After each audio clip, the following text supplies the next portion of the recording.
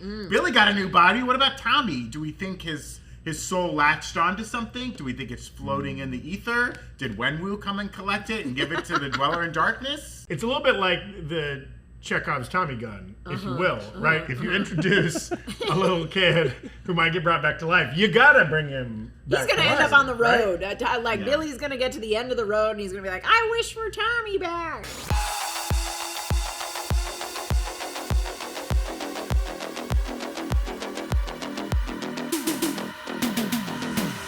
Welcome back to the after show here on the Breakroom for Agatha All Along. Today, a boy became a man, and that man then became a witch. Hit that graphic.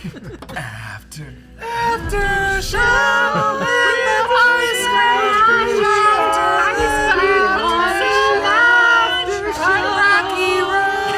oh, that'll never get old. Hey, this is the after show for episode 6 of Agatha All Along, Familiar by Thy Side. Where is the lost brother Tommy? Why did Lilia put the sigil on that boy? And does this mean Wanda is really, actually, definitely dead? We'll get into that and more. I'm Brandon Barrick. Joining me today, last one there is a good person. It's Erik Voss. Does that mean I'm the good person or the last one here? I'm the first one. I saw what you did there. Dang it. Hiding from the world now.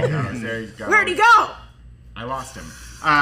Also joining us today, she used to be a cop in Eastview. It's Gina Ippolito. I'm gonna poke the bear. I want to poke the bear. That scene, so funny. Too many poke the bears? Not enough poke the bears? One more poke the bear? I want all the poke the bears. And finally joining us today, he's begging you to buy tickets to his one-man show. It's Zach Huddleston. Tommy Z, Boner 69. Too real. All of this is too real. Too real. 2-drink minimum at that one-man show. It's a bringer for sure. Hey, we've got John and Bird tracking your questions live. We'll hit most of them towards the end of this episode. And we want to remind you to check out nerdriot.shop for fun Agatha-inspired merch. I've got an old school Mephisto shirt on now. What's that? How do you pronounce that? Which one? We all say Mephisto. I believe so. Eric's rocking the Sigil hat. Yeah. The Agatha shirt. Zach's got on a Real Vidal shirt. A lot of good ones. Also, keep your eyes on nerdriot.shop. There my. might be some new merch coming. It might be a Boner family reunion shirt. Trying to be coy about it, but We're all getting them. We're wearing the new Rockstars party. Pitch those tents. We're all gonna be pitching Rise and shine. I can't wait for that. Yeah, make sure you check out nerdriot.shop. It's a great way to support the channel. All 3 channels in the new Rockstars network, in fact. Check it out. All right, Eric, kick us off with a recap of this episode before we get into our questions. Sure thing, Brandon. In this episode, we learned that Billy Maximoff took over the body of William Kaplan, a boy on the day of his bar mitzvah, becoming a man, dying in a car accident just as Wanda was taking down the hex over Westview, and just as unfortunate or maybe coincidental, fated car accident sends him off the road. And then just whatever the magic of was a Billy Maximoff's soul from inside the hex entered the body. And then Billy spends the next 3 years living as William Kaplan while trying to piece together the mystery of who or what he really is. He learns a lot from the clandestine meeting with Ralph Bohner. Evan Peters is back. What an insane scene. He is the first person to tell him that Wanda and Vision had kids inside this hex, meaning that Billy has a missing brother named Tommy. And Ralph Bohner also gives Billy his biggest lead, Agatha Harkness, and just an insane scene that we can talk about it a bit later. I loved it, though. We relived some of the moments from episode 1. Also such a great sequence, only this time from Billy's perspective. And as Agatha is released from the hex, we jump back to the present day on the road where Agatha and Billy lay all their cards on the table and journey on. And one more thing. It's revealed that Lilia Calderu originally put this sigil on the teen when he was still William Kaplan. So we'll talk about that and a lot of other crazy things from this episode. Someone's put a sigil on that boy. Oh, it's me? She has such great pronunciation of words. It's incredible. Yeah, that's what you get when you're a Broadway star. Theater actor. Before we get into some of our remaining questions from this episode, are there any moments anyone wants to highlight? Some favorite moments from the episode? Something that blew you away? Where do we start? Too many. I really did. I went back and rewatched the episode after Eric and I watched it live. And really, that poke the bear scene, it reminded me of a sketch on SNL where both actors are trying not to break. Yeah. Like, if you watch it, they're like, you gonna poke the bear? And then, like, they're slowly like, no, I don't want to poke the bear. And I was like, oh, they're, like, trying not to laugh. Like, and it made it a million times better. Yeah. Yeah.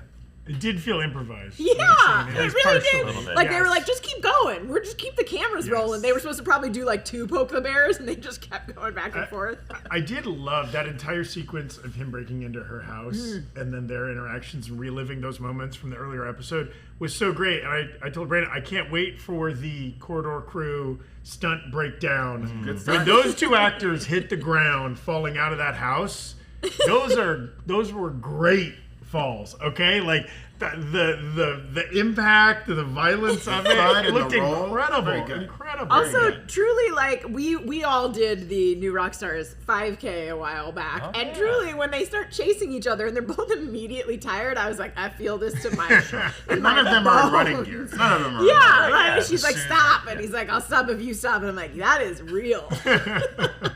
I love just the moment after the car accident because I'm just like so impressed by just, when they can just do good writing, good direction, good performance, and it all comes together in a moment to visually convey something complicated to the viewer, but we understand the emotions of it and just the life and death stakes of it. So just the heartbeat, the sound editing of that moment is really the triumph. It's like the heartbeat going silent. And then in the moment, hearing a line that we think might have been from WandaVision, but we're like, wait, we never heard them say goodnight to each other. So they're doing new writing for these boys, extending their life for what they said to each other after Wanda closed the door on them. And then we know the hex is closing, and then just by new life entering his body, and he says, Tommy, like, this is something we were speculating on for weeks. Like, how are they going to show this? Are we going to see a big red staticky fuzz floating through the trees? And then, like that ghost entering, like Whoopi Goldberg? And you're like, no, they don't need to do that. Just a good, solid performance, good direction, good sound editing, and, like, we get it. And I think the MCU needs to do more of this. Like, don't use visual effects to tell the story. Just use a Yeah. good performance and Trust good your direction. actors. Yeah. Trust your actors, Marvel. Yeah, Yeah. less is more. I loved meeting the Kaplans. What great parents. What nice supportive Yeah. parents. But still, if you weren't watching the episode with closed caption on, it was kind of hard to hear and understand what their thoughts were. But it was very interesting, this idea that Billy was like hearing these thoughts. He doesn't know who he is, where he is. He's worried. He doesn't like them fighting. He is kind of like a 10-year-old. Still, like, he's still much younger than the body he's in. Yeah. And he's kind of freak out that it's like, stop fighting, stop, I don't want any of this. That was like very little kid. Joe Locke is just doing really well on this show. Yeah. Like, a Really really fun incredible episode. performance. Yeah, fun episode for him. That I really enjoyed. Okay, we'll get into more of our questions from this episode, but first we got to thank our sponsors today. One of them being Mando. Zach, you love Mando. I love Mando. You keep stealing all the Mando in the office. I am. I'm currently Mandoed up. Okay, next Mando up, and they make this great series of products, including their 4-in-1 bar. That's a 5-ounce soap bar that like can be your face wash, your shampoo, deodorizing thing, and one other Your body wash. body wash. Thank you, John. You decide what the fourth thing is. That's right. It's up to you. It's question mark. Wherever you put it, it'll work. Okay. It's clinically proven and formulated with a gentle alpha hydroxy acid that stops odor at the source. It's like I think it's called like mandelic acid is another way to phrase it, and that's where they get their name Mando. It's doctor developed, and it works, guys. I've said this over and over again, but I can get funky. Okay. I'm a grown man. You're not talking about your dance moves, That's not right. That's Both. not like just me doing the robot. I mean, my pits area gets stinky, okay? Maybe you're wearing a hoodie all day and you're going from different climes. You know what I mean? You might go from an air-conditioned space, okay. but then you're outside. Fine. Then you get Yeah, into your I hot got car. it. I thought he was doing like Syllable. rocks. No, I got it. Sandstone. Maybe that too. Limestone. Maybe that too. Yeah, you're going up a North Cargo Face. neck. You're going up a whatever. But you know what I mean? At the end of the day, even if it wasn't like a crazy, intense, sweaty day, you get a lot of funk, okay? Definitely. When you wear Mando, you do not, okay? It finds stink and it murders it in its bed. Oh. Okay? And it happens to murder it at a time when a different stink across town cannot fly into its body. And then Stink's parents come in and be like, Stink, wake up. Is Stink ever going to be the same? Papa Stink and Mama Stink. There's no word for I just want my stink back. Stink parents have to bury their Quit stink baby. stink worrying. Okay. So if you haven't used Mando before, start with your starter kit. It's better than their ender kit. time. Every Yeah. time. Every time. It comes with a solid stick deodorant. That's the one I use, and it's great. Cream tube deodorant, 2 free products of your choice. Maybe you get the body wash, maybe you get deodorant wipes, and it comes with free shipping. Use our promo code Breakroom. And you get $5 off your starter pack with an exclusive code when you use that code. That equates to over 40% off. Use code Breakroom at shopmando.com. That's shopmando.com. And I'm sorry, getting a broadcast? Oh, it's coming over the radio like Wanda's weird dialogue in the car Our scene. Evan and his flying saucer? That's right. It's producer Evan from the past. Evan jumping in to say that today's episode of The Breakroom is brought to you by Raid Shadow Legends. Watching epic battles on a movie or TV show is one thing, but getting to play them is so fun, and that's why we play Raid. And yeah, we know people think that mobile games might not have any depth, that they're just time sucks, they're all pay to win, and maybe some are, but Raid is the exact opposite. There's depth, strategy, an auto battler to save time, and you never have to spend a dime. There's so much to do in Raid. There's over 30 bosses that you can take on with over 800 champions and well over 1 million different builds. Plus, there's new content drops monthly and over 4 million users to fight with or fight against. If you haven't started playing yet, then what are you waiting for? Click the link in the description or scan our QR code to get insane bonuses available only via our link. You will immediately get a huge starter pack with an epic champion, Tayrel from the High Elves faction. Many players consider Tayrel to be the very best epic that Raid Shadow Legends has to offer, with his high arsenal of high-powered debuffs suited for all occasions, even birthday parties. And you'll get another starter pack after reaching level 25 that includes an epic Rector Drath. Come find us and join our new Rockstars clan. If you are a new player, fear not. You can use the promo code RAID from our bio and access 10 times Force Brew, 50 multi-battle attempts, and 200k silver. That's promo code RAID for all the new users. Thanks, Raid Shadow Legends, and hey, back to you guys. Thanks, Evan. That was very informative. Okay, so we have so many questions from this episode, so let's jump into our biggest one. Mainly, where's poor Tommy? Billy got a new body. What about Tommy? Do we think his soul latched onto something? Do we think it's floating in the ether? Did Wenwu come and collect it and give it to the Dweller in Darkness? Oh, I'm Team Ether. I think I'm in the minority here, but I'm Team Ether. I think he's nowhere. I think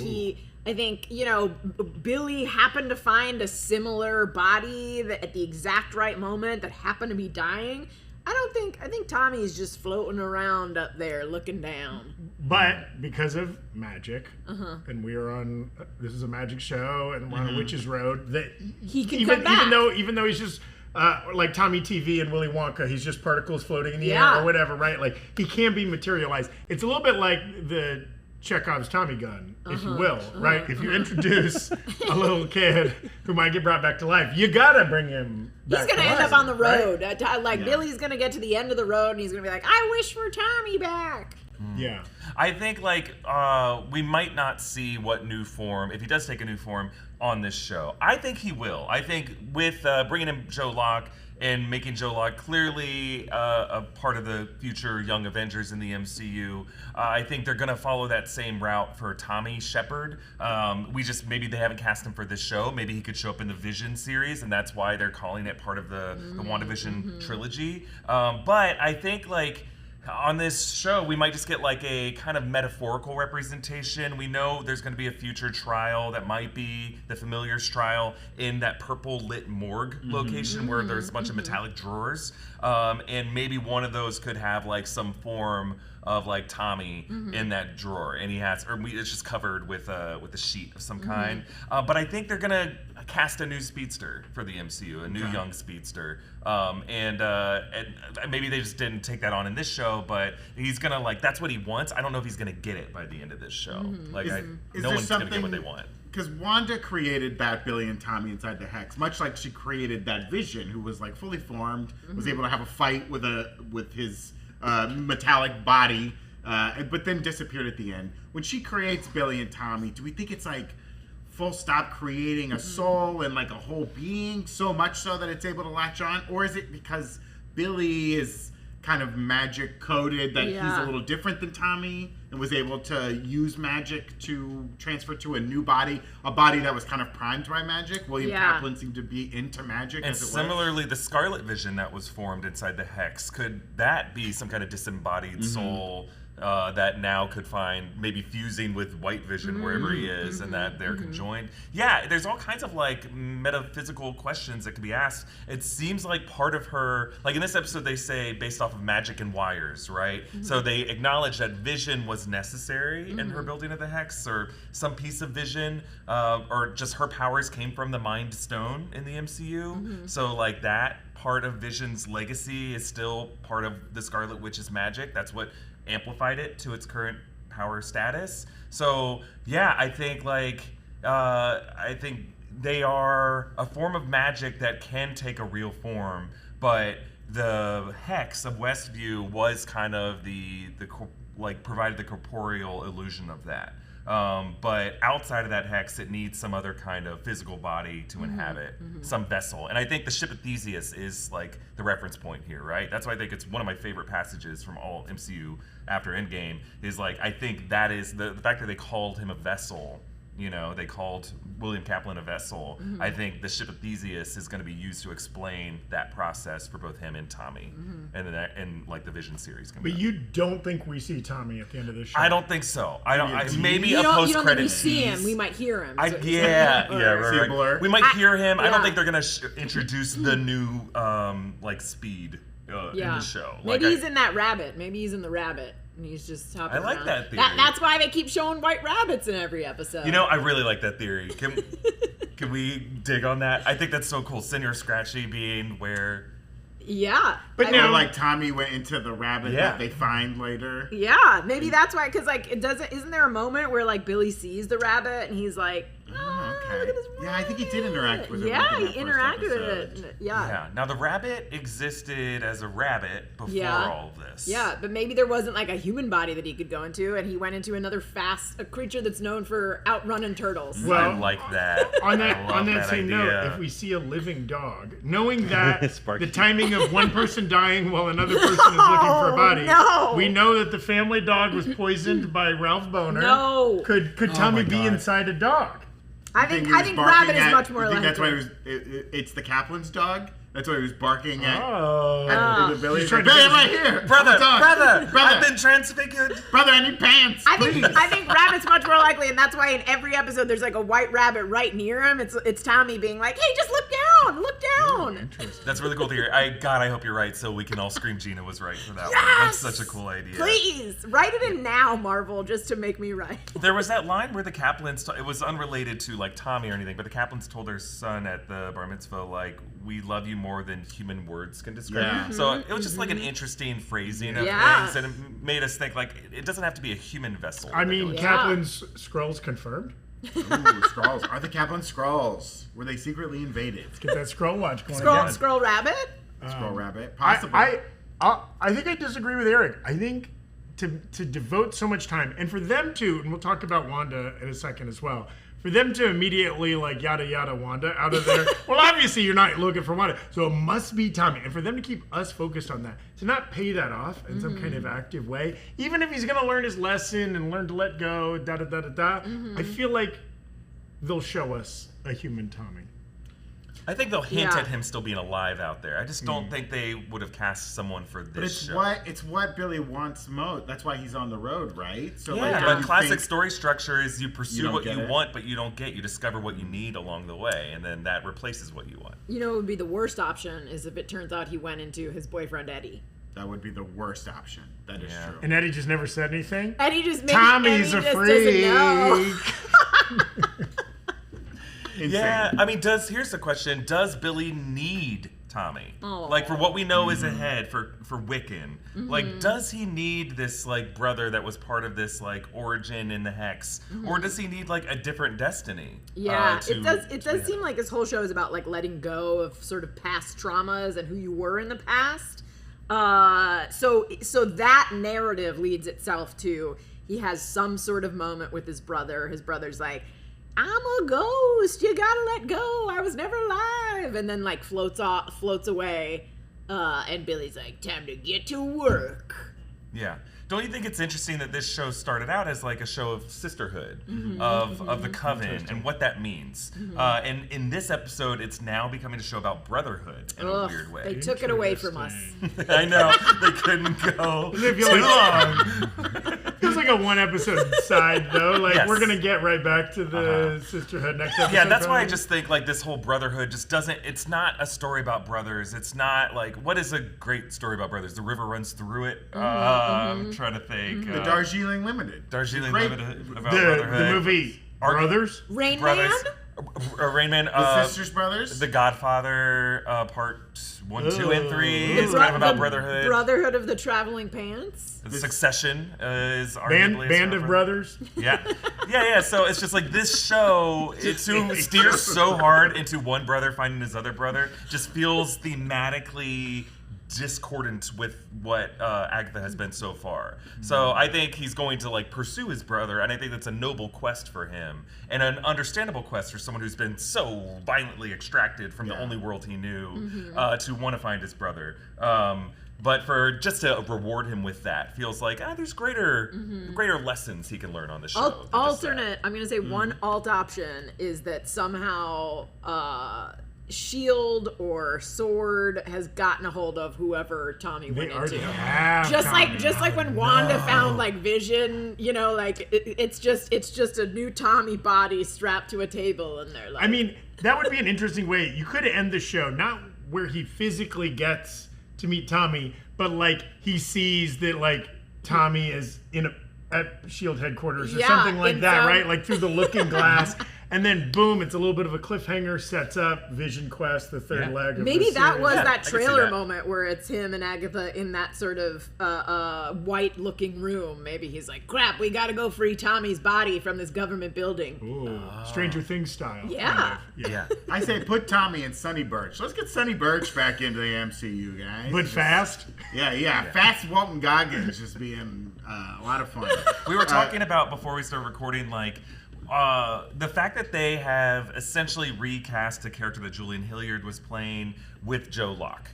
It kind of gives us a signal of what Marvel Studios' prerogative is when it comes to casting. They want the right actor for the right role in their eyes. They don't want just someone who just played a version of the character in an earlier title, and then we just carry them over just out of inertia. They want to, like, especially with younger actors, they don't have a problem recasting. They did that with the Cassie Lang. 3 different actresses have played her. And so that kid that we saw in The Falcon and the Winter Soldier who played Elijah Bradley, probably not going to be the Eli Bradley Patriot in a future Young Avengers. I'm sorry, they're probably going to cast a new kid. So I think with Speed, I think it'd be weird if they brought back the kid who played Tommy in WandaVision. I think if they didn't bring back Julian, they're probably not going to bring back that kid. Yeah. They're going to cast some new form. And they of might Speed. want somebody that's more age appropriate with Joe Locke Yeah, or yeah. whatever, right? Like, Yeah. somebody a little bit older. There's Javon Walton has been, or Javon Walton has been floated, rumored. He was the kid in Euphoria, Ashtray in Euphoria, who is now, I believe, like 18 and a boxer. Like, he is like a badass. I think that was rumored out there that he might show up as the new form of Speed and Vision Quest. Awfully rude to name your kid Ashtray. Let's talk about Lilia and the Sigil. This was like a fun discovery. One of the big mysteries of this puzzle box show was like, who did the sigil? And the person who knows it didn't even know they did it, right? Sigil or Lilia, in a fun way of this episode, we saw how William Kaplan and Billy Maximoff were kind of bringing in the witches that were around them that would later be on the road. And Lilia's at this bar mitzvah, doing her normal thing, getting paid, telling these young kids some BS. And then when she's sitting there with William Kaplan, she has one of her moments, right? The lights flicker. We get this very interesting shot. She sees the broken lifeline on the palm. And then she makes the sigil, maybe not knowingly. Do you think she was like in the zone? She's in the she's tapped into the magic zeitgeist when she writes it. She kind of does it like robotically. I felt like she's not aware that she's doing it. Do you think she was doing it on purpose, or like she knew she needed to put the sigil, or was that something speaking through her, making her do it? I think in this next episode, we're going to find out everything about what she's been going through, whether or not it's her consciousness toggling back and forth between different eras. And I think that she probably, in that moment, saw in his future that Agatha was after him, or that he is going to interact with Agatha and other witches. And so it was sort of a half-conscious thing. Like, she's like, oh shit, I better do something. But like we saw immediately after, she's not aware of it because the witch She doesn't who know catches who it was, it. yeah. The witch who cast it. But I think this next episode is going to answer all that. Yeah, I think in that moment she also says the tower of the tower reversed, and in tarot the way it's flipped over, if it's upright means one thing, if it's upside down means a different thing. It's often the inverse, but sometimes it just means different things. And in that tent behind him is the tower tarot card as a tapestry, and the Wheel of Fortune as a tapestry. Wheel of Fortune. So like in the breakdown, I'm going to go into what each of those means and what they mean inverted, but just to quickly summarize, the tower inverted basically means like a resistance to change. Like, transformation is coming, or you can see that on the horizon, and you're fighting it, you're struggling with it. Whereas just the tower upright means like just change, abrupt change, transformation, awakening, realization. It just means the change itself. But like if it's inverted, it means that you are grappling with that and fighting it. So I think in that moment, next episode, as Gina said, is going to be the whole tarot card explanation. And she is like playing that card in whatever the context is in the next episode. And I think she's going to like, Desmond and Lost unstuck her mind back to this moment and put the sigil on the tile. And I think it's like to protect him, because like maybe in the future she knows that like Agatha might be a nefarious witch who's going to exploit him and like needs to not know his connection to Wanda Maximoff. So she puts the sigil on him to protect him. Maybe she understands like the destiny of the Scarlet Witch in Multiverse of Madness, because like right now Lilia is the reason why Wanda could not find her son in the 616 universe and had to venture out into the multiverse to find another version of her son, because that sigil was on his mouth. As soon as the hex ended, when Wanda was floating around New Jersey and all over the world looking for her son, there was one right there, but the sigil was blinding her to him. So I think like that tells us something about Lilia's importance to the plot of Multiverse of Madness. So maybe like next episode can say like, no, I did that because the Scarlet Witch needed to be destroyed in this universe. And she needed to go on this path where she goes out in the multiverse and realizes that she is actually a threat that needs to end. And if that's possible, then maybe Tommy was gone, because in theory she could find Tommy, right, if he's just floating around somewhere. But maybe Tommy didn't stick around like Billy did, so maybe we won't see Tommy. I don't know. Yeah. But that is interesting to see if they were trying to tie it into Multiverse of Madness, like it kind of hidden them in a fun way. And I do think you're right that like her little outbursts about like the tower reversed or upside down is like going to come back in this next trial. Like all of her previous outbursts have kind of fit into the trials in a fun way. I wonder like what got Lilia to the bar mitzvah, right? Do you think that's is that just randomness, or is that something like this was always destiny to happen? It feels like, some kind of greater powers at play. The spirit of magic is pulling these characters to constantly be overlapping. Alice Wu being the first responder on the scene of the car accident. She was still a cop. Right? Yes. Yeah, like that is both like a little cameo in each episode, but also it must have a purpose, right? Yeah, they're being drawn in. Yeah. But then neither of them, I guess because of the sigil recognizing him later. Totally. Right. Which even Alice Wu, you would think, maybe, I guess as a police officer, you see so many car wrecks and so many bloody teens. Maybe you don't have like a 3 years later, I recognize No, I you. think it's all the sigil. Yeah, I think it's all the sigil. visual I think blindness. it's like, I think she just instantly, there are these like creatures in Doctor Who that you remember when you're looking at them, and then as soon as you look away, you forget them. And Someone should have taught Doctor Strange how to make sigils. What has saved us from knowing. Oh, that's true. That's the Fixes Rune everything. call is like a sloppy version of the sigil. This is the elitism of like Commertage, where they're like, we don't do sigils Where's here. this- there's This is random- a private school. There's random street-level witches at bar mitzvahs in New Jersey that are doing more refined magic. This is why Ivy League schools have got to go. Okay, they're too These coastal hoity-toity. magic elites and their iron grip on magic. I think gotta that's stop. such an interesting statement on the distinction between witchcraft and sorcery in the MCU.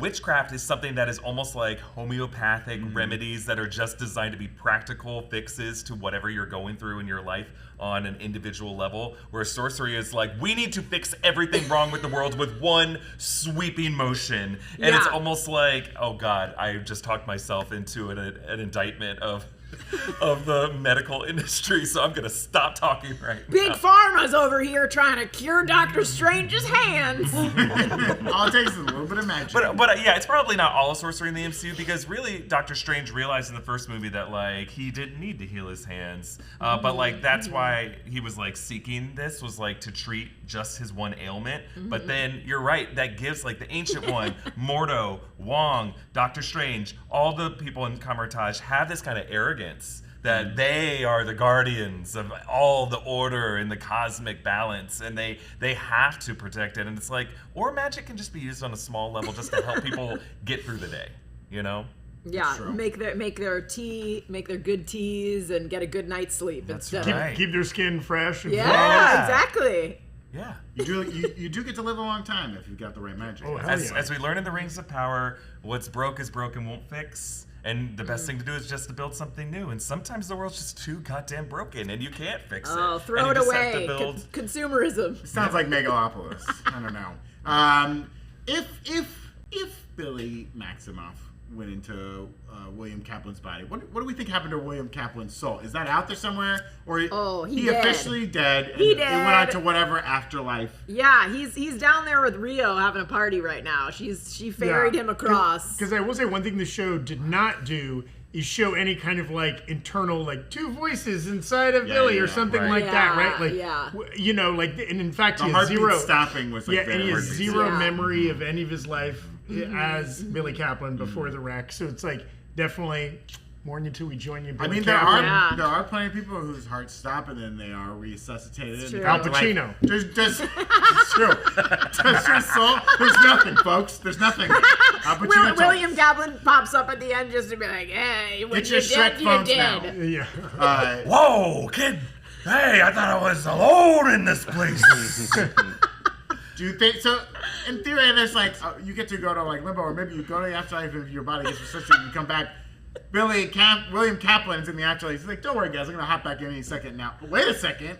Yeah. Billy Maximoff took my body. Now he's angry. Yeah, he's He's a soul that's angry. yeah, I think he's down there. He's with Rio. Down there, not up Out there. Well, In the there. Jewish faith does not believe in hell. Yeah, right. Well, I mean, Beyond I there. just think like, yeah, like not like he went across the river Styx. He's gone. Rio ferried him. I mean, it does pose an interesting question because I think going into this series, I personally thought that like the teen's parents were dead. Like they So died did in that car I. accident. Yeah, and I right? think that they knew that we thought that because that's why they focused on the mom at first and she wasn't moving. And then Right, all of a sudden right. she moves and then you're like, oh wait, both of them are dead? Both of them are fine? Yeah. So what happened? And then they look back and they're like, our kid. That's going to He's present in the an underworld. interesting resolution because we don't know how time works on the Witch's Road. Mm-hmm. But, you know, Billy Kaplan left his parents, and we know from the first episode he's at least with Agatha like overnight into the Yeah. next day. I don't think he went back home and then came back.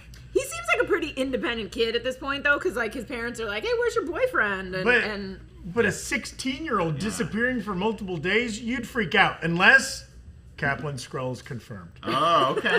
Can we, Kaplan's like, scrolls. isn't it really sad? Like, I agree that Billy Kaplan, the heartbeat stopped, he's dead, and that left the vessel empty. But that is so goddamn sad that this kid on the day of his bar mitzvah, from a loving family, that kid is gone. Whatever Houdini hobby interests he had are gone. The memories, the cherished memories from those photos are remembered by no one. This to me is like Hermione obliviating her family. It's just so freaking sad for a 13-year-old who was this devout Reformed Jewish kid who learned these lines from the Torah, had a beautiful singing voice. Now, I understand there's probably some elements of his personality that have been adopted by Billy Maximoff, who was just this weird, rapidly progressing age imaginary thought experiment, who's just like, yes, this is what being a normal human who lived this long is like. But it's like the trees of the centerpieces at the bar mitzvah seem to have inspired the Witch's Road in some kind of weird tangential way. But it's like, if that kid's dead, that's one of the saddest things. Think about those parents. Think about those parents whose son died. They see a body that looks like their son. And deep down they know it's not him, but they're like, they just think our kid aged and he's just different now. But I mean, he got to die on the day that he was a rock star. He died on like his best day. He died. Listen, being from the East Coast, I've gone to my fair share of bar mitzvahs, and they are a banging time. And that kid got to go out on the day when everyone was like, yeah, you rule. And then he died. It's sadder for the parents, especially because they probably have sort of known this whole time. And then at some point, like, Billy is going to pop back up and he was going to be like, by the way, I haven't been your son this whole time. He's been dead. Bye. Also, throw in the chat if you peeked at your bar mitzvah. I'm not saying. If you would have liked to have just ended it there because it wasn't going to get any better. In his life, that was probably his proudest, happiest day up until that point. I'm not saying that 27-year-old Billy wouldn't have had a banging time at his career party or whatever. Some would argue life begins in your 40s. You know what I mean? Not for some kids in Jersey.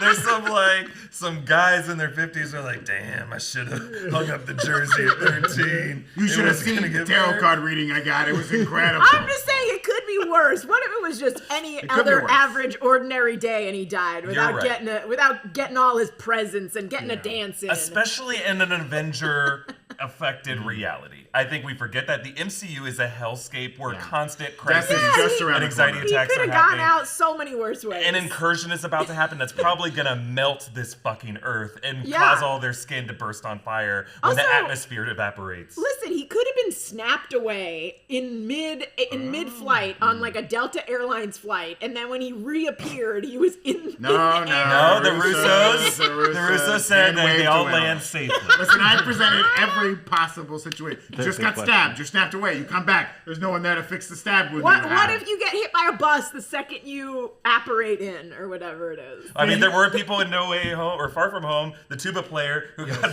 fucking leveled. I mean, you have to consider the fact that the Earth is not in the same place of the universe that it was when you were snapped away. So if you snapped back to where you were, all astronauts are dead. Maybe the show's answers this. You've got local witches in every zip code who are ensuring that people the TVA is helping. Yes. They're just out there catching babies.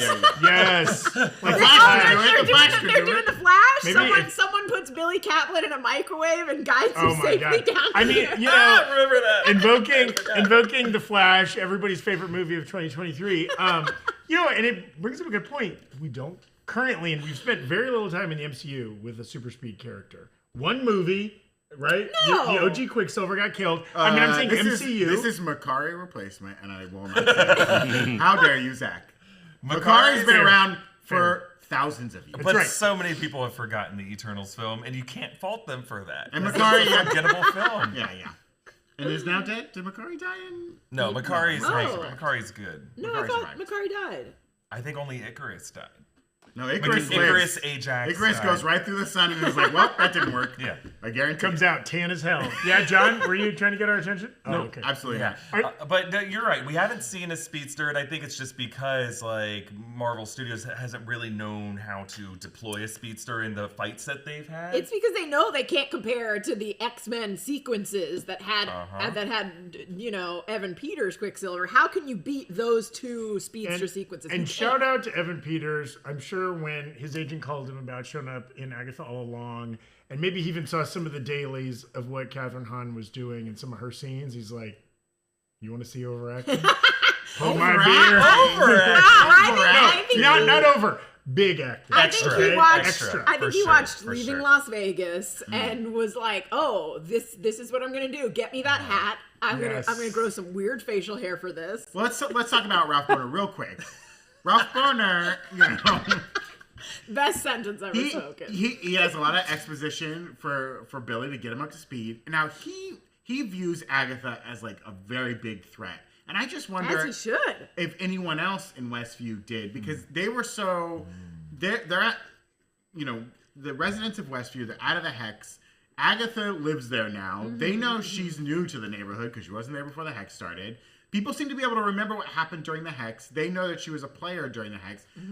Some people maybe saw her in the sky shooting purple at Wanda, but they all hate Wanda. So maybe they thought that she was either trying to help them, or they thought that Wanda had turned her into a witch, and that was part of the hex.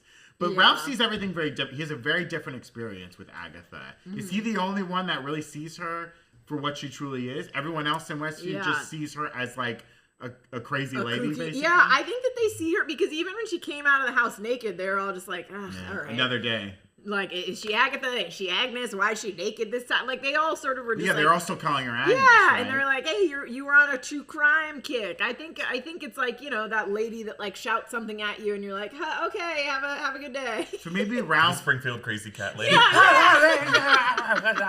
So maybe Ralph was like double hexed. He's like hexed by Wanda and then hexed again by Agatha. That's in a why weird he's way. so scrambled, maybe. Yeah. He's Good He's observation. double scrambled. It was a silly scrambled. moment, right? It's kind of played for laughs, but I love when the MCU kind of like backtracks and like looks at something again where it's like, no, this guy was messed up. Like, Yeah. it is. He couldn't remember his he real lives in name when he fear. saw that. Yeah, He goes, no, call me Ralph Randall.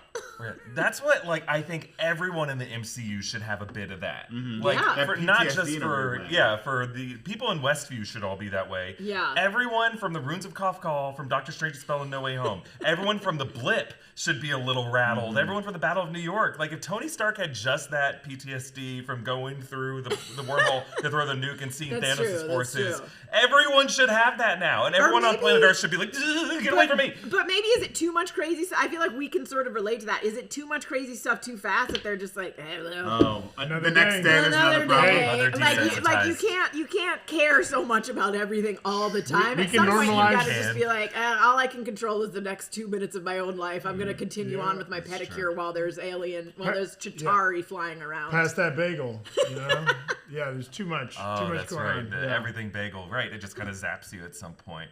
Yeah. I think Ralph was a great reflection of that, and I would love to see more people who are like this. You're right. Maybe not everyone is that way, but I think it is a proper expression of like the physical toll. Like the one good scene in Joker Folie à Deux was his friend, who was Puddles, who was testifying and said like, your craziness, this is how it affects me. I have to live this every day of my life. And he's getting emotional. And it's like, yes, we should be talking about this more in superhero cinema, of like the impact that it leaves on just regular people who are just trying to live their lives and can't because you force them to carry your weirdness. That's the whole point of The Boys, right? Oh, yeah. That's like that's how The Boys start. It's like, hey, you ran Yeah. through my girlfriend, and now I'm gonna think about that for the rest of my life until I die. Well, I also just like Ashley in The Boys, just like pulling her hair out Yeah. because I think just anyone who has to deal with that much anxiety, it's going to take a physical toll on you. So I like this scene for that. Did it go maybe a minute or two too long? No, Maybe. I wanted 45 minutes of Ralph Bohner. I want a spin-off of Ralph Bohner, but in the container of this episode, it just felt like, we're indulging in this a little too long. But if this is all we get of Evan Peters on the show, I understand why they gave him I that also much love time. that Eddie boyfriend was just like, did not say a word that whole time, and then texted him later. He was like, hey, so that was crazy, huh? He did Anyways, show off his love abs. you. He did show off his abs. Yeah, He was yeah. I ain't got no I think that was less about not being frisked and more just about flexing on it. Now that Agatha knows the true nature of the teen, all their cards are on the table, right? How do we view their relationship? Does she see him as a prop? It seems like they're very antagonistic against each other. And I think the reveal, again, to me, that Billy isn't trying to get Wanda back, he's trying to get his brother. Does that... I don't know. Why do we think Agatha is so antagonistic against Billy Maximoff? Right, though we've gotten a lot of answers in the last two episodes. There's still some big questions that the show hasn't answered purposefully, including one they keep reminding us of in this episode. Right, like we see the headline: only confirmed person to have survived the Witch's Road. Right, Agatha Harkness. Like, she needs him to finish the road. We don't know why, right? Like maybe it'll be revealed she never did finish the road, or there's something there that like she knows I need another powerful witch with me, or I'm gonna need to sacrifice somebody when I get to the end. Yeah. And so I would like you to come along. There's something yet to be revealed there. There's a reason they've stayed opaque about her previous experiences on the road, right? I think that their relationship at this point is like even simpler. I think that through what they've been through together, like each should hate the other, right? Like Agatha is sort of indirectly or directly responsible for his mother's death and his father's death and maybe his brother's death. I think that they both sort of developed a paternal and you know emotions for each other, which Agatha hates. I think she hates having any weakness. Right. And I think for a little while she thought maybe this is my son. Even when she realized that wasn't the case, I think she still has residual motherly feelings for her. I think she was the first like witch that he really remembers and really meets that can teach him about who he is. And so he sort of, I think in their weird fucked up ways, they like almost love each other and they hate that. And it's like it's sort of like when Rio was saying she is my wound. They're each other's wound at this point. Yeah, I think he's no longer her familiar, I think. This episode is titled Familiar by Thy Side, and I think there's some irony in that by the end of it. He's no longer in this kind of like dependent relationship. It's almost codependent.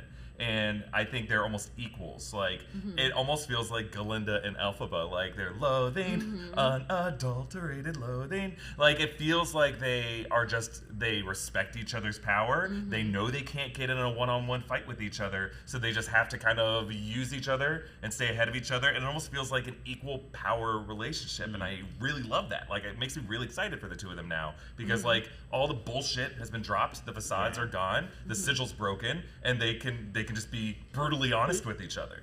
Is it also as craven as Agatha wants him to use her power? I was wondering, so she can suck it out? Yeah, like she I was sees him actually as a just drumstick thinking- now. She's hungry. I was just a just tempo. thinking, like, you know, we chalked his like lack of magic up to the fact that he's immature. He doesn't know how to master it. But is it maybe the road protecting him? Because if he ever instinctively hit her with it, he would be dead. And it is interesting, right? I think we pointed out in the last after show, she didn't throw Agatha into the mud.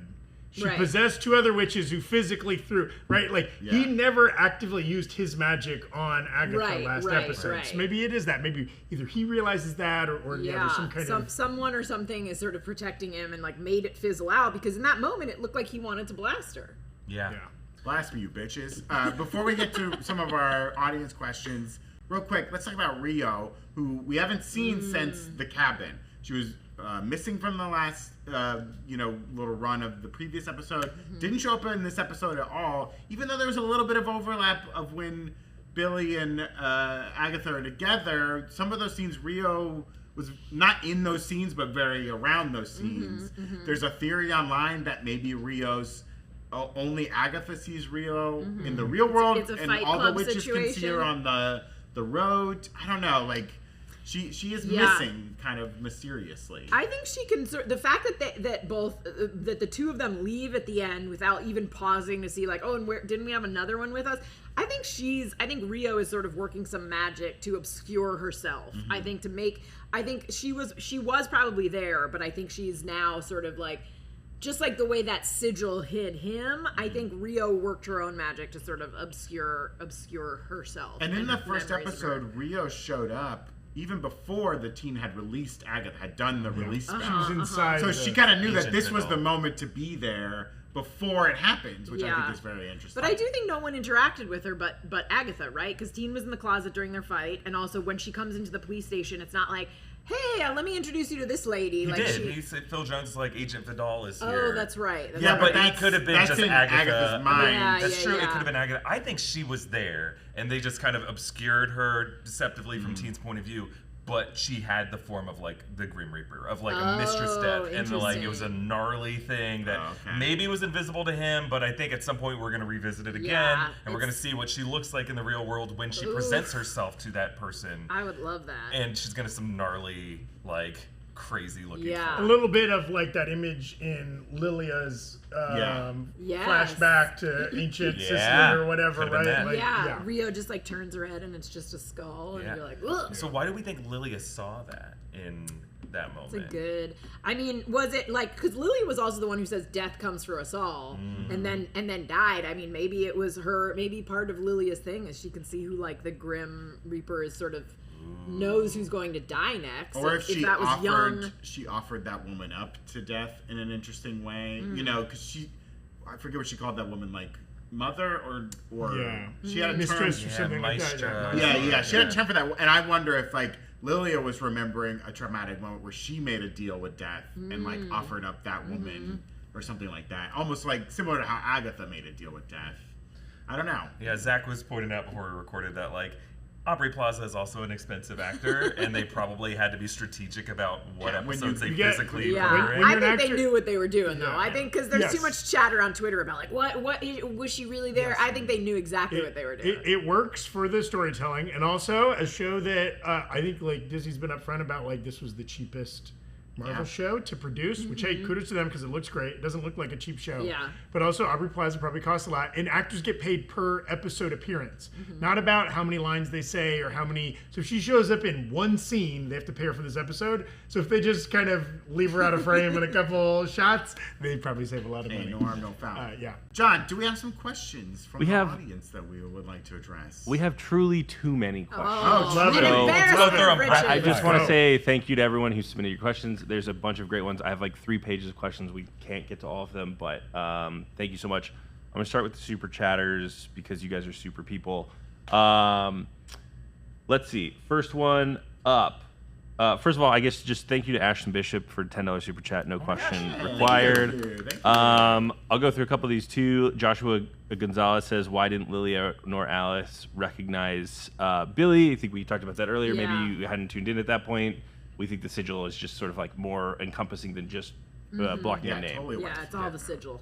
SM Panther says, in WandaVision, the song Agatha All Along revealed that Agatha was secretly behind the strange events affecting Wanda. What do you suspect the Agatha All Along twist will be in this show? I wonder if it's I mean, death we already- or like Rio, yeah. right? Like, Yeah. Rio's been manipulating some Do we things. get a sick? I mean, we've already. The Witches Road song is great. Yeah.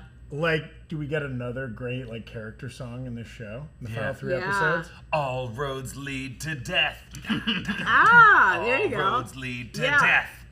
I do think it's gonna have to do with death because we already got a great reveal of like of Billy with his crown and Billie Eilish, and I think it's got to deal with Yeah. death. Yeah. At this point now that Evan Peters has come on the show, I just think Yeah. we're not going to get like an Elizabeth Olsen. I think the only reveal that makes sense logically is the death one. Yeah. I do want to just give you a shout out for the clever, Eric, the clever parsing of, hey, there's a space for another title in these end credits here, and then we got Evan Peters in this episode. Yeah, we and a couple did. other people. Yeah. Now, Fun to see. there will be that space again in future Yeah. episodes now that Evan Peters won't be in the mix in those episodes, so You maybe say they'll it. fill it in with another. We might see Evan Peters on the road. Who It's knows? true. It's True. true. He's got magical items. The road leads to his show in Paramus. That's the end of the road. Yeah. That's the final trial. You just sit through the show. Stop. A one-man show is tough Hard. to sit through. It is. Tony McKell says, jumping on to say that Marvel Projects succeeded in showing us a gay character so good last night. Billy Maximoff era feels special for us LGBT plus fans. yeah. Yeah. It's Yeah. great. I mean, it's really well done too. Just like that moment with Eddie and how like sweet and wholesome it was, and how he could hear him say "I love you," and then he just like said it and then kind of stepped on his toes a little bit. Like those are just really well written, really well performed by those actors. And now Disney's broken the seal, so if people were gonna leave over it, they would have canceled their Disney subscription anyway. So now feel free to throw it in every show, Disney. Yep. Speaking of Eddie, a few people in the chat, but specifically Sophie, sent in a super chat saying, "Did you catch the Eddie aliens joke when referring to the Hex?" People are like, "Oh, maybe he could be a stand-in for Hulkling or whatever Yeah, it I is." did see some people on Twitter saying, "Oh, Eddie," because Hulkling's name has like the same syllable, like the same sound and the same syllable, so maybe he's a stand-in. Yeah, nothing in the MCU is a throwaway. So I feel like him saying aliens, maybe. You never know. I mean, I did see some people talking about Eddie had like tweeted at Billy at one point like "You're my heart," and it was like a black heart. Yes. Yes. Obviously, the black heart's important. Yes. People point out like his little earring almost looks like a black heart. And if Lilia had drawn a black heart when making the list of people in the coven, I think originally I thought that was Rio, but it might be Billy, and because she didn't know. She couldn't write Billy's name because of the sigil. Right. Yes. She drew a black heart. Yes. I love this theory. Was like Rio Bill- in the truck that drove the Kaplans off That's the road? another question because that truck was on the wrong side of the road. You Right. pointed I that mean- out. Why? I mean, maybe everyone's looking at the hex that seemed to cause the problem, So but like, if you're in rural America, when death comes for you, it will be in an F-150. Okay? That might have been a Dodge Ram. I don't know the exact make and model, but it's very appropriate for rural like America. a rock, Yeah. death And is coming to kill me. Oh, wow. America's number That's one gonna be team the killing reveal truck. song. That's gonna be the reveal song Yeah. when they finally reveal death. and just because I want to shout out everyone who sent in a super chat, DKD also said it's Billy the real Black Heart. I think that Yeah, seems to be it's a making great more sense. theory. I And that's like a it. very I smart, love it. clever Yeah. bit of writing, in my opinion. Or is that also if you have a goth boyfriend and you want to send them like a sweet emoji, it's going to be a black heart. Probably, right? Yeah. I guess. Yeah. Sorry to jump on it. I do see Meat Norm was asking about Yep. Hulkling replacing Scar in the Young Avengers. Do we think that the Young Avengers might just not spend the money on any hulked out character? I hope that we have some version of Hulkling just to have that relationship with Billy.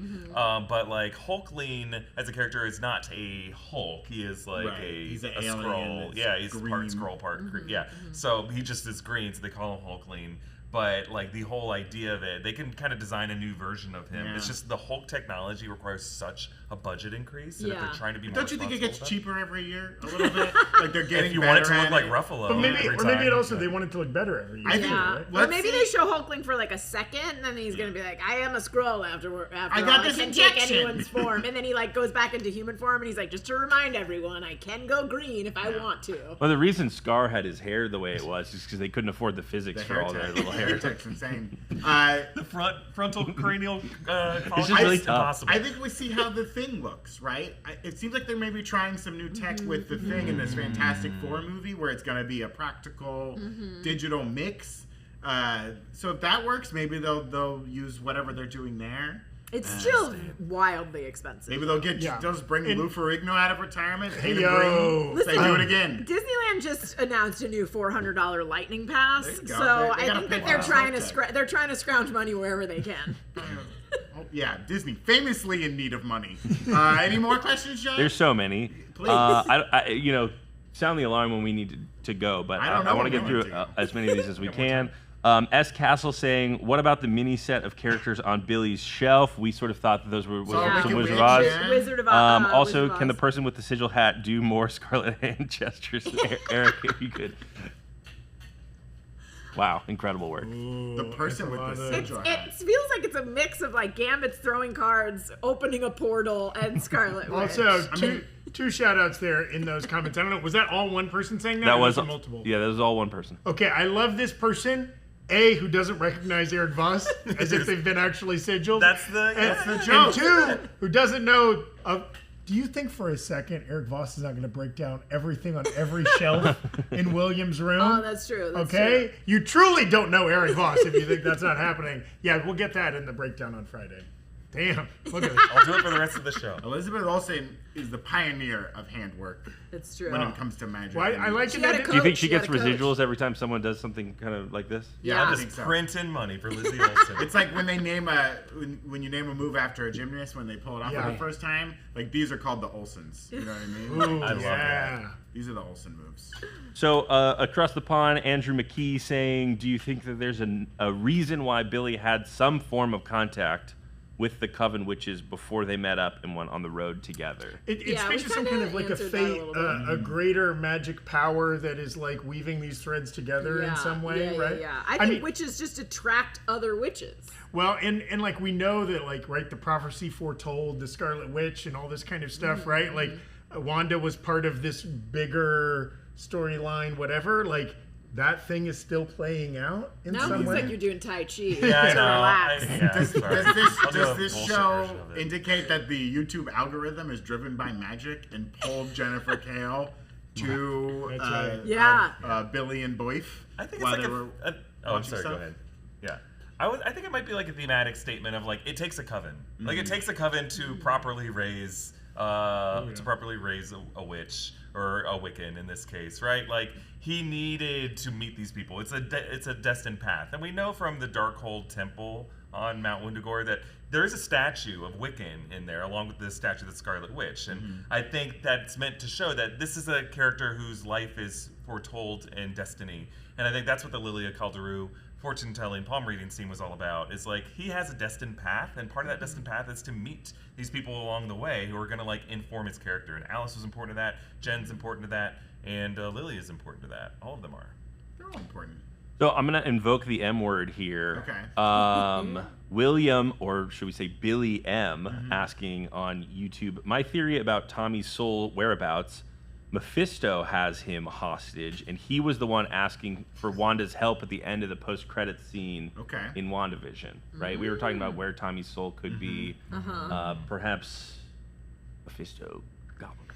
I mean, that is a fun idea that like a magic-based character, whether it's Mephisto, whether it's Dormammu or Cooking up a something good like, Mephisto. yeah, has captured the soul of Tommy to try and manipulate the 616 Wanda. Because again, like the 616, right? It's the messed up universe in the multiverse. So many things are different in that universe than they are from all the other ones. I will say too, it's nice, right? Even if it is like magic, the prophecies are like aligning these characters and setting them on their path. It's nice to physicalize that in the form of a character. We know another character on the show is kind of like a broader idea, physicalized in a human body, looking body, right? Like maybe that it is revealed, right? And like it's a nice way too of showing that like this very powerful character Mephisto has been pulling strings in the background for a longer period than just like whatever his appearance. Is that our song? Is that our Agatha all along? It's been Mephisto making moves. Yeah, I guess we can't count him out. I just feel like after the Evan Peters reveal, it feels like the aces up the sleeve have been revealed on this show when it comes to the casting. You're right, Evan Peters, if he doesn't appear in future episodes, that title card will be open for other big names. I just feel like if someone is doing that, doesn't it make a bit more sense for Rio Vidala's death to be doing Someone they've already introduced in the show. Yeah, like there's more stakes to that. Like, you know, she holds the fate of one of the kids' lives in her hands, and that's kind of what the fight is over. Now, again, we can't count them out though, because we know Sacha Baron Cohen, we think, has been cast for Ironheart. So a possibility for a Mephisto post-credit scene is there. It's just like this story as it is now coming together into its final act doesn't really need Mephisto. There's no open spot that Mephisto has to occupy. I think we got the nod that we're gonna get. I think they invoked his name to be like, all right, Voss, shut it. There you Here go. it is. Dummy. Well, speaking of Mephisto, Dustin Crocker says, I got a feeling that Wanda is with Mephisto. Maybe not in this show. Maybe that's something that we'll see. A good Midnight Suns movie or something like that. You get Wanda in there. She's in hell with him. And Maybe Agatha, maybe Rio. Well, I do like this idea. You kind of mentioning that like maybe Rio is going to fulfill the role that Mephisto could have fulfilled in the show. And I love the idea. The two characters remaining on the Witch's Road both kind of want a boy back, whether that's Tommy or whether that's Nicholas Scratch. And maybe when push comes to shove, they can get one. Yeah. Right? He shows up as a horrible 2-in-1 and he's like, kill me! Kill me! I was in the dog! I was in the dog! What are you doing to me? Does any of this though take away the force of the Salem 7? Are they just like a MacGuffin? Or do they have an ultimate endgame? There will be a battle, right? And in fact, so this was episode 6. There's 9 episodes left. But the last 2 episodes are dropping at the same... there's 9 episodes total. The last episode's dropping the same night. Maybe we can kind of look at that as a 2-part finale, like one big super episode. So next episode's the penultimate episode. We also heard in an interview with Joe Locke, came out this week, that that's the big episode. Episode 7, next week, right? He said Jack Schaefer went nuts with that episode. Maybe there's a huge battle. Maybe that's the big confrontation with the Salem 7. Maybe, who knows? We also know Lilia needs to get her trial in at some point. Maybe that's that episode too. Maybe we get all of that in one episode. I feel like next episode is the Lost Constant episode with Lilia as Desmond kind of flashing through time. And it's going to be a very cool edited episode that just connects all the dots. But we know from trailer footage that her trial, the Salem 7 are going to get wrecked in that tower. Like the tower inverted, I think that's also her realizing I need to invert the gravity of this tower, and they're all going to fall to their deaths and be those black cloaked figures that are falling out of the tower in the tarot card depiction. I think we're going to look back at this season at the end of it all and think, the Salem 7, a very aesthetically cool, but ultimately nothing burger of a group of characters. But I like that because I think it is sort of like the enemy within, right? Like they're all fighting their own demons on the road. These people in the background, while terrifying looking, are superfluous. You need some goons. Yeah, you need some Hydra agents to take some punches. You need some red shirts. It just feels like an artificial way to get them physically quickly moving down the road. In these episodes so far, it doesn't really seem like any of them have had confrontation, and these actors who they cast for it are all very talented physically. It's just like they put masks on them and they cast stunt persons to do this, and I think that tells you this is kind of like Knights of Ren flag Yeah, we're not getting a monologue, but I do like it for like a mystery show. You need some red herrings here and there. That kind of lead you on a different absolutely. path. An external thing that ultimately isn't important, but is there to move things along and also add an element of creepiness and fear to it. And maybe a sick fight scene. Yeah. I would have liked a giant spider chasing him down the road. That would be fun. Give me a Shelob any day of the week. I do like that this episode too showed us a lot of Billy Maximoff's room, and it seems like so much of his room has influenced the road in an interesting way. He was the first one to go into the doors, so I wonder if him being the first one down set the whole table based on his actual physical room. And I don't know if it'll later be revealed like you were never on the road, you were in the room the whole time, or something weird like that. I will say that it's very Labyrinth, right? Like there's that moment in Labyrinth, if anyone has watched it recently, where she's been in the labyrinth and she returns home, and everything that she's met along the way is either a figurine, a book, a stuffed animal, or something. Well, and I think that is what they're doing here. It's sort of your own making, and you're the only one that can free yourself. Wizard of Oz. Exactly. There's a reason all the farmhands turned into Scarecrow and Cowardly Lion and Tin Man, right? Exactly. Very Wizard of Oz, very Labyrinth. It's very cool. Everything that we see on the road is in his room. Hell yeah. Maybe John? a couple more questions, John? Sure, yeah. Let's see. David Fieldsend saying, I heard this theory elsewhere, so not mine, but could Wanda not find Billy in the Multiverse of Madness because of Lily's Sigil? Lily's Sigil. I think we feel the same way. For sure. And Agatha even said in a previous episode, right? Very kind of simple but powerful magic or whatever. Hides you from all the I thought this was interesting from Saccharin's Schadenfreude 13 saying, I'm getting hints of Miss Marvel with the what you seek is seeking you. Maybe that will come into play. Maybe Tommy's also looking for Billy, potentially. And he just runs so fast, he keeps running right by him. Ships in the night. Get to who it is. Avik Niyogi saying Runaways and Maximoffs would be an interesting project. Marvel's Runaways? I'm guessing. Maybe some of the Runaways, the Minoru. It would be fun to see them team up. Because they sort of mix tech and magic in that show / comic. Yeah, we definitely need the sorcerer school or whatever run by. Yeah. You either have Doctor Strange or you have Loki running the sorcerer school, and you get all these young sorcerers in Rinshra is there. Yeah. With America Chavez.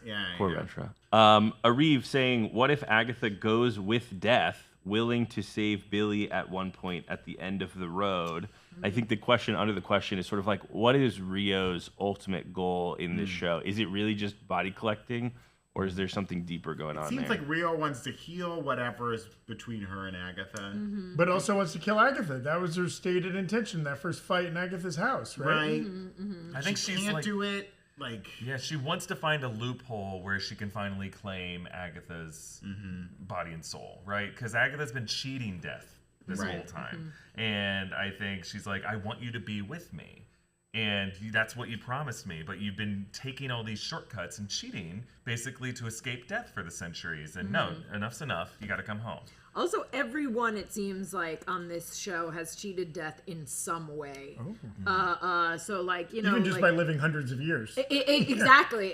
Lilia, we've seen, is very, very old. You know, like, Billy/William, like, that body was supposed to die. And you know, like, and they sort of cheated it. Agatha's cheated it many times. Even Jennifer Kale getting, unwanted apple bobbing there by the doctor in Boston or whatever, right? Is that some kind of like maybe she died in that moment or something like that? Yeah. And also, like, Alice's mother, I mean, it was stated, like, Alice was sort of supposed to die, but because of her mother's song, she was kept alive. So everyone on this road has been cheating death. So it's possible that death just wants what she's owed. Yeah. I wonder if we're gonna get like another Lorna Wu moment. I know we already had like Alice's episode. Yeah. And she confronted her in the previous episode, but it does seem like they We have bring to her see up her at all the some- time, and her song is important, and she kind of created a lot of this. I don't know. I wonder if she's a bigger figure than she's been portrayed. I mean, maybe we get a Lost moment at the end where they're all reunited with, like, the people Maybe. that throughout their lives. Like, Alice is with her mom, and Billy and Tommy are together, and then it sort of becomes like who moves on and who stays back on Earth, safe from death. In theory, Alice and Lorna are reunited right now. That's true. No, Al Pacino told us there's nothing. John, one more question, please. Death's One got more a great question. ass. And you're all the way up in it. Okay, this just in from Jack Johnston, not the That's gotta be. singer-songwriter. Not the Probably is. no, no. Probably is. Crystals into the sky. You adding teas? Let's see. They say newest episode was so amazing. I previously pointed out the trials were all started by Billy. You pointed that out in your episode breakdown last week, Eric. I now think his powers are controlling the road in a way, which maybe ties into some of the iconography or imagery we It does saw. seem like he's manipulating it. So Unknowingly. I think that there's still a lot of power to be revealed or mystery to be revealed from Billy's perspective and how much he's been doing some of this manipulating. Maybe he intentionally lost his spell book or things like that, right? We don't know. Well, we know that there is a Wicked Witch moment coming up, and the fact that he had so much Wizard of Oz stuff in his room. He had that gorgeous like box set. There were the figurines. Well, and if he is the Black Heart, he will have a trial, right? And so maybe that is his trial. Yeah, that's a great point. I don't know. Well, we're going to wrap things up here today. Thanks again for joining us. Before we go, we got to play our little game. We're each gonna say who we think was the HWIC this episode, the head witch in charge. I mean, we didn't get to see a lot of witches, just some cameos from some of them. But who do you think won this episode? Feel free to go ahead and say Billy Maximoff, who had the most screen time. I actually think this one is easy. I think it's Lilia. Yeah. Oh, okay. I think like Lilia had a split second to make a decision of how to protect this boy. She knew one was gonna die and one was gonna get soul deep in the other one. And I think she made that split second decision, and that's like how he's been hidden all these years.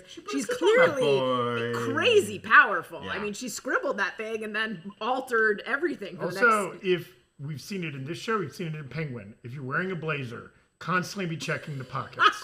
Okay, You never they know. might have slipped a murder weapon in there. They might have true. slipped a sigil. You You never never know. know. Constantly check your pockets. Kind of some mints in there. Yeah, just sticky gummy bear. What do you think, Eric? I agree. I think Lilia, just the fact that she's the one who created the sigil that has just been so important on this show. And I think we're going to see this next episode too, that she's been not just a side character of the show, but she's been definitely influencing everything. I also can't wait to see Lupone eat. Yeah. I want all Good nuts. Lupone all the time. Maybe some fight magic, Give her a something like that. song. Give her a song. Ooh, give her a song. I'll be the one that says Billy Maximoff. Yeah. I think like though he's not necessarily more powerful at the end, I think like us getting to see his full journey kind of bring us to that point now where he's this super powerful, magic wielder on the road. Like that was great. Also, just want to quickly shout out. There's a mention of an air fryer in this episode Yes. making super crispy potatoes. Not a big fan of an air fryer, but correlate that. There was previous mention of a sous vide in the Jennifer Kale trial episode. How many different cooking methods will this show reference? Throw in the chat. Actually, that's a good point because that is probably how he knew, like, a sous vide because his dad is sort Is of probably a home cook. maybe like a little bit of Yeah, a he foodie. Did he say it too? I thought he mentioned his dad when he was when you Yes, brought my up the dad CV. has one of these. Yeah, yeah. Oh Yes, yeah, yes, yeah. yep. So this is now we've seen. Are we gonna get an ice cream maker on this show, John? That's a good question. I would say if his dad is a big sous vide guy, he would know that it takes forever to heat those water baths up, Okay, and that was the alright. wrong. Well, I'm we putting only that got out in the to after use, show, just so John. We only got a half hour. And also, you Yeah. can't You boil gotta water have with a the sous vide. It won't get it that hot. Hey, you know what? You know what else? Magic's not real. Here we go. Wait, can I just say one more thing? Yeah, I sure. want Marvel to continue this thing of having really cool, loving parents. Like the parents on the Marvels, awesome. I think like we can do away with the myth that like, oh, everyone's like dealing with some trauma from About their Moon Knight's parents. Well, that's a little bit different. But Gina loves on Moon Ms. Knight's Marvel, it's like her parents are so delightful, and add this like couple that's like, I made your boyfriend a pot roast, some crispy potatoes. yeah, that- This was I love these wholesome. people. I think this was the most realistic too. Like a couple that's getting along, their great parents are doing well, but man, they really they're needling each other. They are They burying can't so stand much it. anxiety. They are on edge. Constant It makes whirlwind. sense. They are on It edge, makes man. They're sense. like, if this bitch fucking interrupts me one more time, I swear to God, I'm gonna lose it. I'm gonna lose it. Like that's Wow, what he real was Love like. is Blind season 7 stuff there. He's like, I can't I'm believe. done. I can't believe. I Put can't your hand on my believe mouth. My head witch was definitely. I liked Agatha at the end. Agatha mask off is like the best, where she's not trying to trick anyone, where she's just like pure evil and just like laying it on thick. Yeah. I Makes love us excited for what's to come from Yeah, her. yeah. Yeah. Because now there's like no more games between the two of them. They know what's up. She's and having so a lot of fun this show. so and I love I it. don't want Agatha to die. I don't either. I think when you've got Catherine Hahn and she's doing this, I think you just let her live forever. I think your real theory makes the most sense that she joins death, but I don't want it to happen. Keep her alive. Keep Agatha She alive. can join death and still come back. It's the MCU. It's true. They should be on a boat together, sailing to Valinor, just singing, standing on the deck Where are of the a boat. bathrooms on the boat? Maybe she'll join death, and then a year from now she'll be revealed as Doctor Doom. There you go. Oh, Perfect. what? Well, that's it for us Whoa. today. Make sure to subscribe to the Breakroom channel right here on YouTube. And give us a follow on Twitch, where we do videos like this live. You can follow all our social channels at Breakroom and R. We lost it. We'll lose them. You can follow all our social channels at Breakroom and R on Instagram, Twitter, Threads, X, wherever you can find us. We'll catch you next time. Late skaters. Good evening, Paramus. Thank you for coming out. Oh, no,